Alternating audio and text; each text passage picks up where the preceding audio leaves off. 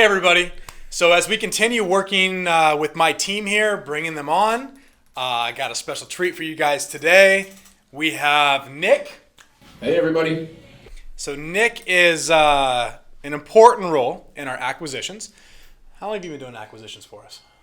I've been in and out of it for about 2 years now.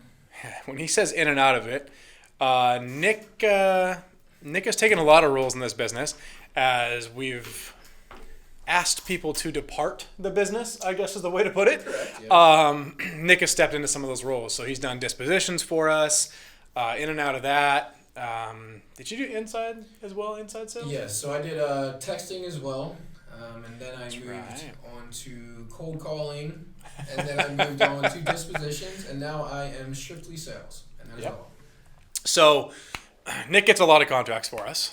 He actually just got back from an appointment, so we'll talk about that too, which he did not get the contract on. So you don't get the contract in every single one of them. But so Nick has been doing acquisitions for us for quite some time. He's been a part of this company, and ultimately, I was just talking with Aaron here a couple days ago, and as I'm talking with Aaron, we're talking about the importance of rapport building with sellers and spending time getting to know the seller and less time talking about the house itself, right? Yeah. So why don't you walk us through, when you go to a house with a seller and you knock on that door, walk us through just quickly kind of what your process is, what you're doing with that seller.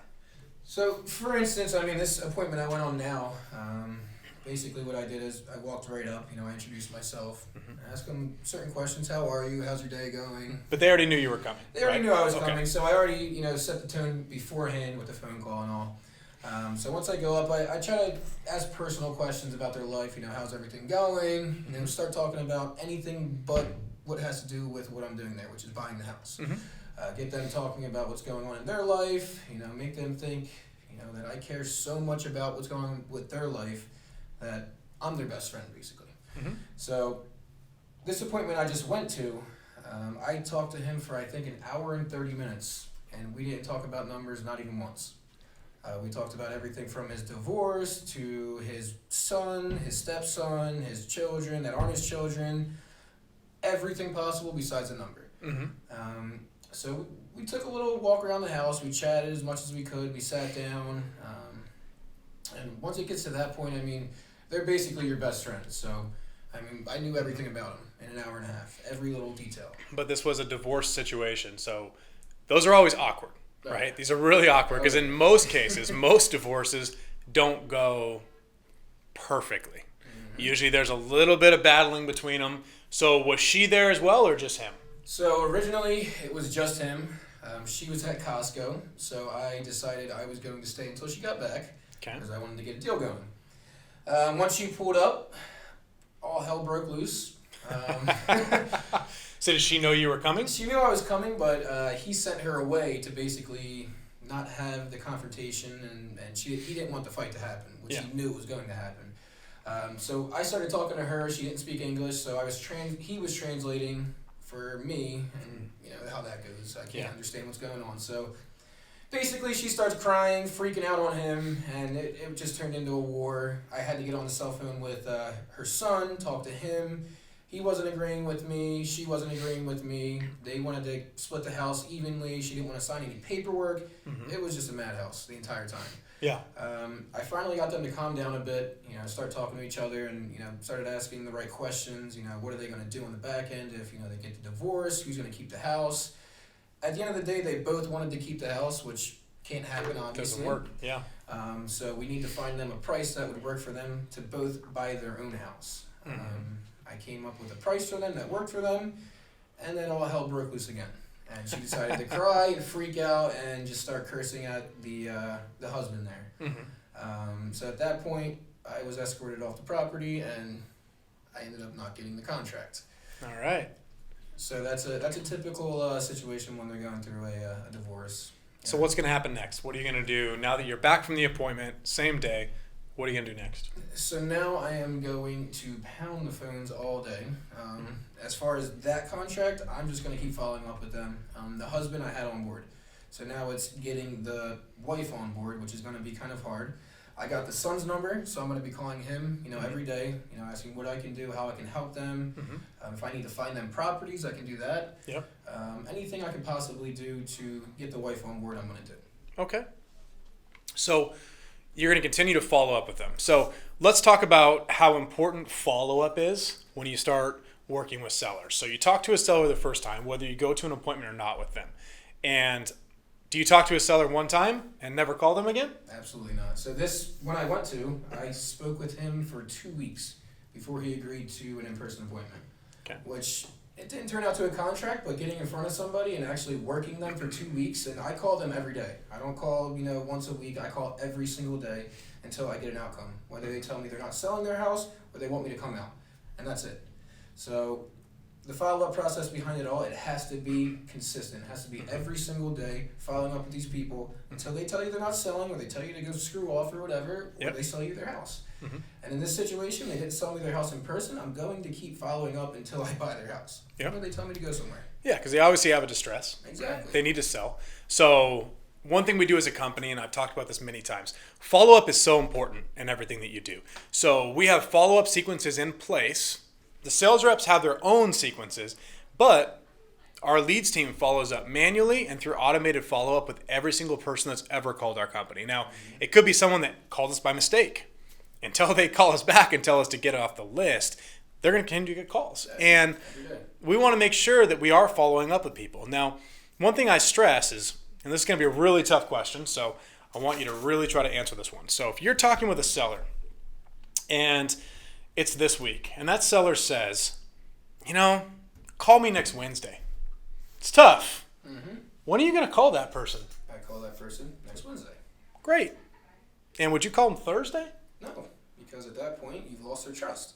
Yeah. So it sounds so simple, right? But it's so difficult for so many people. And sometimes it's fear. So when you start looking at it and saying, hey, yeah, no problem, I'll call her next Wednesday, you get nervous. So you don't want to make that phone call. But you have to start doing it to get the experience. So if you're nervous making those calls, get on more calls. Don't get on less. Don't shy away from it. Because once you lose that seller's trust, what do you think your chances are of getting that deal? Slim to none, honestly. They're going to go to the next person that's going to keep their promise or keep their trust. And a lot of people will do that. Because if you're not pounding the phones and following up exactly when they tell you to follow up, someone like me is going to come in and swoop in and do exactly what they say. Yeah. And for people that ask you to wait a long time to follow up with them, what's the longest you've ever set out follow-up to actually reach out to someone? I've done 2 years. I mean, any time period they want. I mean, if I do a longer follow-up, let's just say they say, follow up with me in a year, and usually in that call I'll say, okay, you know what, I'll follow up from time to time. Yes. Maybe every couple months I'll follow up with you, or every month, and they'll be like, okay, that's fine with me, as long as you're not harassing me every day. Something like that I'll follow up with here and there. Somebody that says, hey, do not call me until this date, that's the date I'll call it. Let's go back to the person that says a year. So this intrigues me, and I think this is really good for everyone to hear. So someone says, call me in a year, and you say you'll follow up from time to time. You might be calling them every month or so. Why is it that you would not call them, you would not wait 12 months? Well, because 12 months is a long period. I mean, within that time, there could be a number of things that could happen. I mean, they could lose a job. I mean, something could happen in the family. Some kind of distress could happen within that time, or they could change their mind. I just want to sell right now. I have to get out. I want to go somewhere. I have a problem. I need to go. And within that time, if I don't follow up with them, from here, here and there every month or so, there could be another guy that comes in and just takes the deal right off the table. Because at that point, a couple of months out, they could forget about you. And if that happens, there's probably 10 other postcards they're going to call and say, hey, I want an offer. And at that point, I'm going to call in, a year, and it's already gone. Yeah. So it's almost like you're anticipating that they're just throwing out a time. Exactly. And there's really no thought behind that time. So in most cases, are you seeing that when someone's almost trying to just get rid of you? They may want to sell eventually, but that people don't want to deal with things sometimes. Exactly. So would you say most cases that's what people are doing, is just throwing something out to get you off their back? Yeah, I would say so. They're just brushing it under the carpet. They know they have to sell. Yeah. They know there's going to be a time where they are going to sell. And for them, it's just like, okay, I need to get rid of this guy right now. He's trying to push me into selling right now. You call me in a year and maybe I'll sell. So my follow-up process at that time is, every month, I might even do it twice a month. And at that time, if I could push them into selling before that year, I mean, that's better for me. Yeah. So let's talk a little about this company and kind of how we do things. So one thing Aaron was mentioning is how empty your shelf looks. So mentioning that, you had one lone trophy in the middle of a big shelf for a long time, but you won June, right? Yes. Which you finally just got your trophy for. 2 months ago. We'll blame that on my assistant. But ultimately, it still looks pretty empty. It's very empty, and I need to get at least every single one more. Great. So Every you're single gonna month you're I gonna do try it. to do that for the rest of the year then. I'm trying, yes. That is my goal. I'd like to at least get 4 or 5 more. So anybody watching this, if you're watching it before the end of the year, make sure you're following up with Nick. Find him on social media and say, hey, send us a picture of all these trophies. And let's hold him accountable to actually do this, because I know he can. Now, by Nick getting the trophies, that means Aaron doesn't, right? Mm-hmm. That means Ryan doesn't, and that means Mike doesn't. Mike's shelf is already ready to rip out of the wall. So the last thing we want to do is allow him to get any more trophies. Mike is done. Exactly, right? There's no room. No. He may have to take your shelf if you don't fill it up. Stop. So, but, Aaron had a lot to say about your lack of trophies there. And I got to say, Aaron stepping in July in sales, he tied some pretty long-running sales guys for that trophy last month. Well, let's just take a step back here. If you recall, I was out for half of the entire month. And then I came in and still got 2 contracts, which is my worst month ever. I've never gotten 2 contracts before. That's my worst month. For Aaron, I'm very proud of him. He stepped up. He's doing a great job. And I'm not going to take anything away from him. He worked hard the entire month. He did. He deserved it. He definitely did. I'm not going to take that away from him, but it's not ever going to happen again. He's on fire this month. He's got a lot going on. I got a lot going on, too. 10 o'clock last night, he gets a contract. Well, yeah, 10 o'clock in Coachella. That's dedication right there. It is. So Anybody in this company, me, myself, Ryan, 10 o'clock, 12 o'clock, we're all out there. That's what we do. yeah. So let's talk about that. So we have a sales team that will do literally anything possible, right? And I've seen a lot of sales organizations where they're just constantly battling against each other because it's your commission, right? And the last thing you want to do is ask for help from somebody else because it takes away from your commission. That's not how we work. These guys work together on so many deals, and they're helping each other get to that point. Are they taking a percentage of the deal? No, because they help each other out. And they'll go to appointments on Saturday for people. They'll go to an appointment at night, early in the morning. It doesn't matter. Mike literally went to Vegas. That was for my deal, actually. Yeah, right? It happens. The deal turned out to be a yeah. mess. But It worked. But ultimately, he drove to Vegas for it. And that's what we have to do. But that was not even Mike's deal. It was Nick's. And he still went to do it. So they're here to help each other out because they look at what's best for the company. And that's the team that you have to get in place. Now, one thing that we were kind of laughing about is we were talking about you guys all squished around Mike's desk. Yeah. And how there was 4 computers in there. You got back from being out for a couple weeks, and all of a sudden Mike took everyone and just reined them in, and you guys are all squished around a little desk. But there was good things that came out of that. Absolutely. So why don't you tell everyone kind of what you see that kind of happened in that room? You guys were in there for like 2 weeks, I think. Oh, yeah. And he just released you. But you were in there for like 2 weeks. Talk about what that did for you, how it helped you. Well, being in a room, when I first started, it was Ryan, Mike, and myself in one room. We had one tiny little room. Mm-hmm. And let me tell you, I've never been in an environment like that in my life. And having the energy and it's just people just getting together and just firing off on these sellers all day. Mm-hmm. And having that energy all day, every day, it changes everything. Your mindset is just always go, go, go, go, go. Mm-hmm. So us being in that office together, first off, the vibe behind the entire thing, you can't beat it. Mm-hmm. We're all in a great mood. We're all getting contracts. It's insane. Mm-hmm.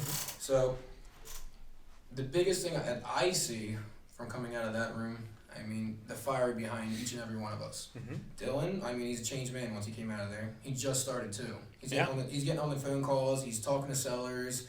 Aaron, he's not even Aaron. He's different. No, he's not. Completely. We should change his name, actually. I know. It's E-R. What is it? E-H-R-I-N? Yeah, something Yeah, like I think that, that's yeah. what we renamed him to. Yeah. But yeah, the fire behind it, I mean, just having us all in a group like that, just literally, somebody hangs up on us, we're like, call them right back, right now. Call them back and say we got disconnected. Call them back. And then we just fire off on them.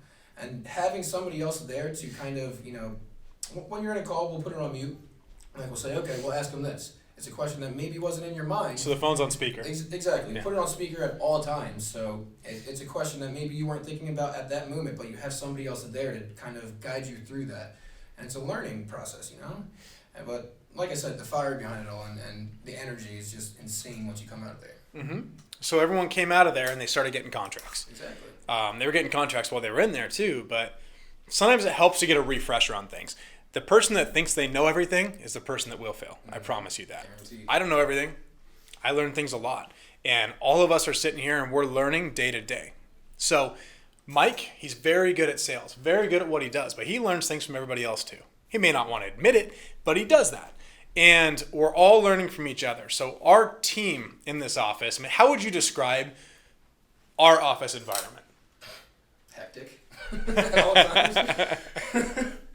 I think everybody in the office is a lion, like Mike says. We're all go-getters. I mean, there's not one person in this office. They wouldn't be here if they weren't. Yeah. Not one person in this office isn't just ready to do anything for the company. So, I mean, we're all lions. That's how I describe it. Yeah, let's talk about that. So those of you that haven't heard this phrase before, we're all lions. So you have, are you a sheep or are you a lion, right? Are you a lion? Are you someone that literally kills what you eat? Are you someone that does everything possible to get your prey? And you guys might be thinking, wow, you do that to sellers? We do. Yes. Because that's the follow-up. We're constantly following up. We're constantly chasing those sellers and trying to get that ink to paper, as we call it. And it's so important. One thing that we do that is really cool as a team, and I think it helps a lot with our morale, we have a text message chain between all of our sales guys, dispositions. Every time these guys are at a house, they get a contract, they snap a picture of it right into the text chain.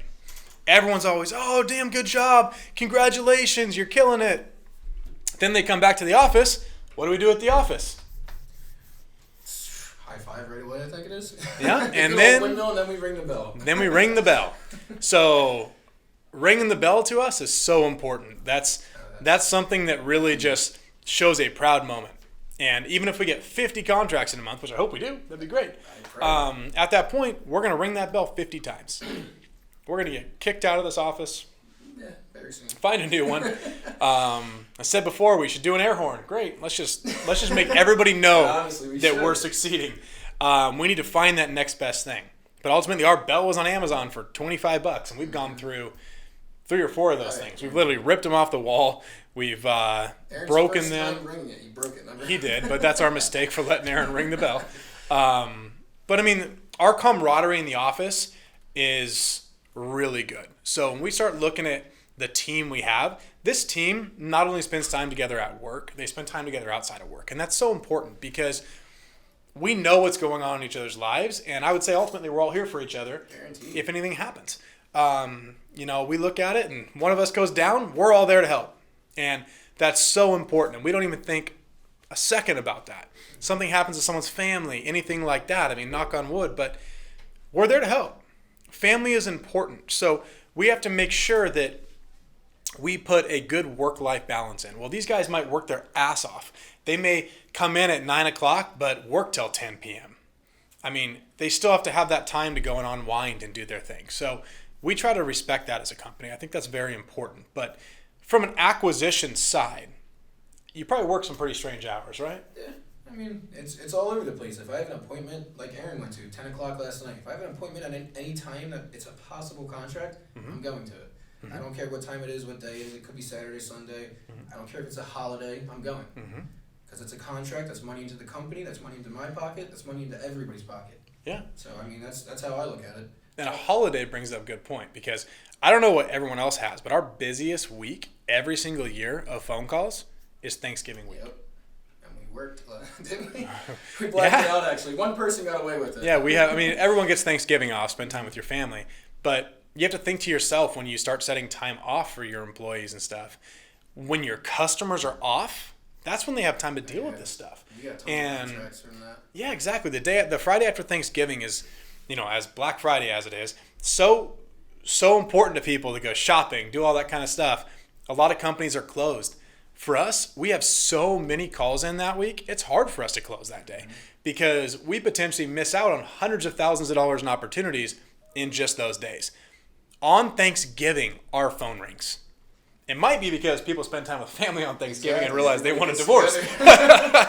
But ultimately, you look at holidays. So Labor Day is coming up. We were looking at our marketing for our Labor Day week, and we said, maybe we should drop down our marketing because the calls might be slow. Kids go back to school around Labor Day, all that kind of stuff. Well, we looked at our historic call volume, and we said, Labor Day is actually just as busy as every other week. Yeah. It doesn't slow down. Mm-hmm. And we didn't see a big uptick in the past, but ultimately you look at it and you say, we have to be available. And we were out in Havasu, hanging out at Lake Havasu, but these guys were still making calls. Calls needed to happen because if something gets put on the calendar and it's an urgent seller, we're on it.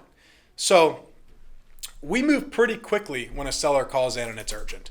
We get on that person really fast. If it's a pay-per-click lead, so Google advertising, Bing, that goes right to these guys' phones. Mm-hmm. These guys pick these calls up. Doesn't even go through my leads team because they're so hot. We want to make sure they get right to the person that's going to close the deal. So those are processes we put in place that we see that the company needs. And these guys do a damn good job of looking at our processes and try to make sure that they're doing everything the best that they can. So if you could offer advice to anyone, focusing on acquisitions, right? So looking at just that acquisitions role, people that are new, maybe haven't spent a lot of time talking to sellers, what would you recommend to them? What is something they should pay attention to or do to be able to succeed? Well, the number one thing in succeeding with acquisitions is the follow-up. I mean, I know that rapport building is a big thing and being able to speak to somebody and get all the information you need from them, but the follow-up on everything needs to be spot on.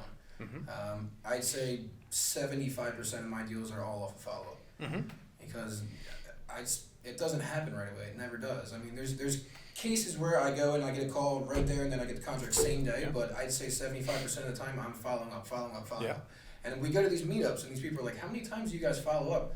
I followed up with a guy for 2 years with us now, and it says left message.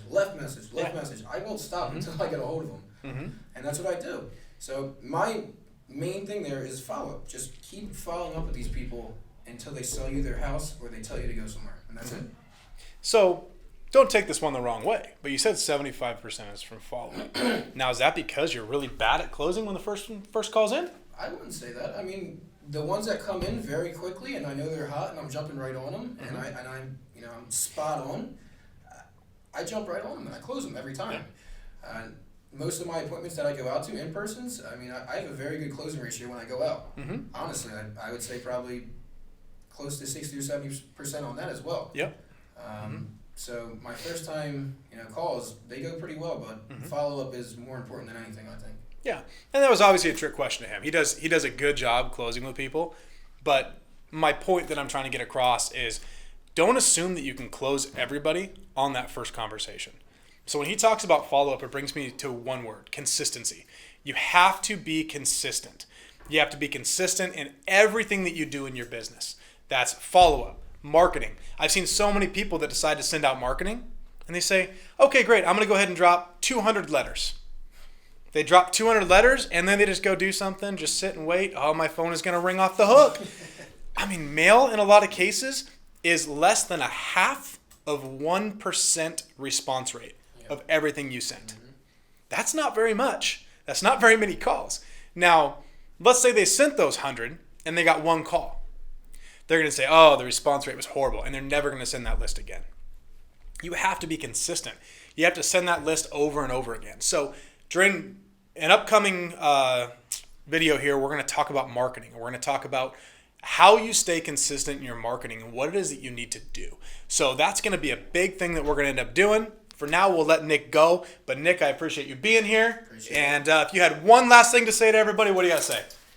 Go get some damn contracts. There you go.